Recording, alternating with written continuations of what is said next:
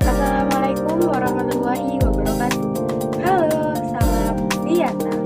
Perkenalkan, saya Diana Safitri, perwakilan dari kelompok 1. Di sini saya akan menjelaskan tentang perubahan lingkungan. Perubahan lingkungan. Apa sih perubahan lingkungan itu? Perubahan lingkungan merupakan perubahan yang terjadi pada segala faktor biotik dan abiotik yang ada di sekitar kita. Faktor biotik adalah semua komponen makhluk hidup yang ada di sekitar kita termasuk manusia. Sedangkan abiotik adalah komponen tidak hidup dari suatu ekosistem, contohnya tanah, air, dan suhu. Berikut adalah contoh gambar perubahan lingkungan.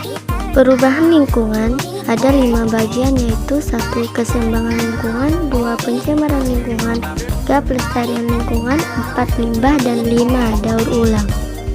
Keseimbangan lingkungan atau sering disebut juga dengan keseimbangan ekologi adalah hubungan kompleks antara organisme hidup dan kondisi lingkungan yang menjadi tempat tinggalnya. Ciri-ciri keseimbangan lingkungan yaitu lingkungan yang di dalamnya terdapat pola-pola interaksi, meliputi arus energi, daur materi, rantai makanan, jaring-jaring makanan, piramida ekologi, daur biogeokimia, dan produktivitas. Faktor penyebab terjadinya keseimbangan lingkungan mempunyai 2 faktor, yaitu dikarenakan faktor alami dan faktor manusia. Homeostasis adalah proses dan mekanisme otomatis yang dilakukan makhluk hidup untuk mempertahankan kondisi konstan agar tubuhnya dapat berfungsi dengan normal, meskipun terjadi perubahan pada lingkungan di dalam atau di luar tubuh. Berikut adalah bagian-bagian gambar homeostasis. Proses homeostasis terbagi menjadi 2, yaitu umpan balik positif dan umpan balik negatif. Proses homeostasis, umpan balik negatif terjadi jika perubahan lingkungan mempengaruhi tubuh dan memicu umpan balik yang sifatnya berlawanan atau negatif. Pencemaran lingkungan. Pencemaran adalah masuk atau dimasukkannya makhluk hidup, zat, energi, dan komponen lain ke dalam air atau udara. Faktor-faktor yang menyebabkan terjadinya pencemaran lingkungan antara lain peningkatan jumlah penduduk, kegiatan eksploitasi alam yang tidak terkendali, serta adanya industrialisasi yang tidak dikelola dengan baik. Berikut contoh gambar pencemaran lingkungan. Jenis-jenis pencemaran lingkungan: 1. Pencemaran air, 2. Pencemaran udara, dan 3. Pencemaran tanah. Pencemaran air adalah peristiwa masuknya zat atau komponen lain ke dalam perairan. Pencemaran air merupakan masalah global utama yang membutuhkan evaluasi dan revisi kebijakan sumber daya air pada semua tingkat. Berikut adalah contoh gambar terjadinya pencemaran air. Pencemaran tanah adalah adanya bahan kimia seperti polutan atau komitan yang berada di dalam tanah, serta bisa menjadi racun. Pencemaran tanah dengan konsentrasi yang cukup tinggi dapat menimbulkan dampak negatif tidak hanya bagi lingkungan, namun juga manusia itu sendiri. Gambar terjadinya pencemaran tanah.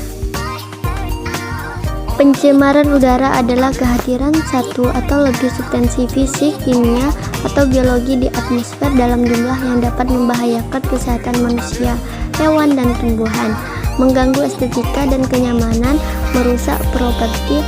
Pencemaran udara dapat ditimbulkan oleh sumber-sumber alami maupun kegiatan manusia. Pencemaran udara ada 2 jenis, yaitu 1. Hujan asam, 2. Efek rumah kaca. Hujan asam adalah sebuah fenomena alam akibat dari pencemaran udara yang sudah kelewat buruk. Fenomena ini menyebabkan turunnya asam dari atmosfer ke bumi.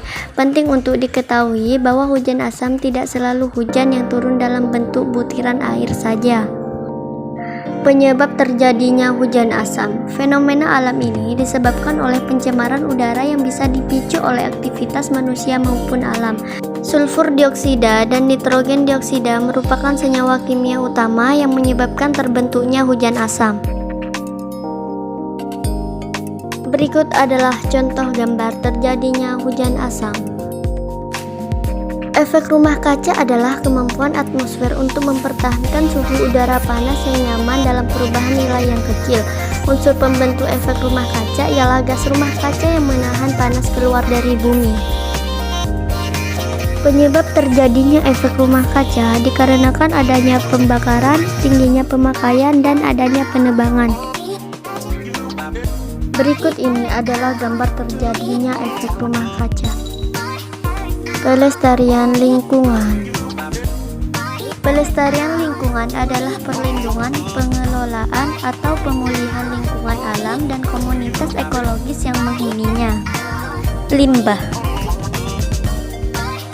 Limbah adalah bahan buangan tidak terpakai yang berdampak negatif terhadap masyarakat jika tidak dikelola dengan baik.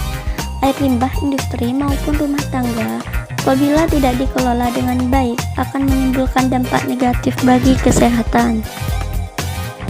Limbah mempunyai sifat-sifat yaitu berdasarkan sifat kimia, berdasarkan sifat fisika, dan berdasarkan sifat asal.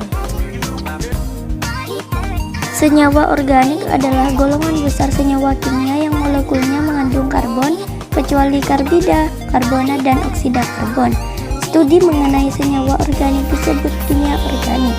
Banyak di antara senyawa organik seperti protein, lemak, dan karbohidrat merupakan komponen penting dalam biokimia. Senyawa anorganik didefinisikan sebagai senyawa pada alam yang pada umumnya menyusun material atau benda tak hidup. Semua senyawa yang berasal dari makhluk hidup digolongkan dalam senyawa organik, sedangkan yang berasal dari mineral digolongkan dalam senyawa anorganik. Berdasarkan sifat kimia, yaitu berubah warna, berubah suhu, mudah terbakar, memiliki pH atau power of hydrogen, meleleh, membusuk, mudah berkarat, dan meledak. Sifat fisika adalah sifat yang berhubungan dengan perubahan fisik zat. Sifat fisika dapat digunakan untuk menerangkan penampilan suatu zat. Sifat-sifat yang tergolong sifat fisika yaitu warna, bau, rasa, kerapatan, titik didih, titik lebur, titik beku, daya hantar, kemekritan, kelarutan, dan kekerasan. Padat adalah keadaan di mana materi mempertahankan volume dan bentuk yang tetap. Cair adalah keadaan di mana materi menyesuaikan dengan bentuk wadahnya tapi hanya berbeda sedikit dalam volume cairan.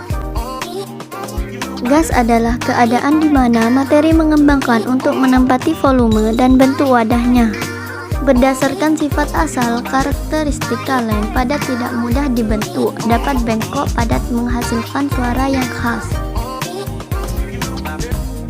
Arti kata domestik yang pertama adalah berhubungan dengan atau mengenai permasalahan dalam negeri.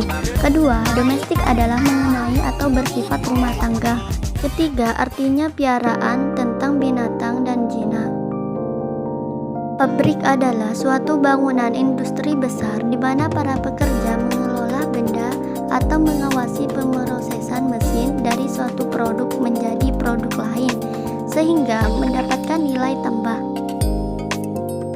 Pertanian adalah suatu jenis kegiatan produksi yang berlandaskan pada proses pertumbuhan dari tumbuh-tumbuhan dan hewan. Pertanian dalam arti sempit dinamakan pertanian rakyat. Daur ulang. Daur ulang adalah suatu proses mengembalikan limbah-limbah atau bahan-bahan yang sudah tidak berguna menjadi berguna kembali. Hal ini dapat dilakukan dengan memanfaatkan seluruh bahan atau bahan tertentu saja yang akan diolah kembali. Contoh gambar daur ulang. Kesimpulannya adalah perubahan lingkungan hidup dapat terjadi seiring berjalannya waktu dan tergerusnya zaman.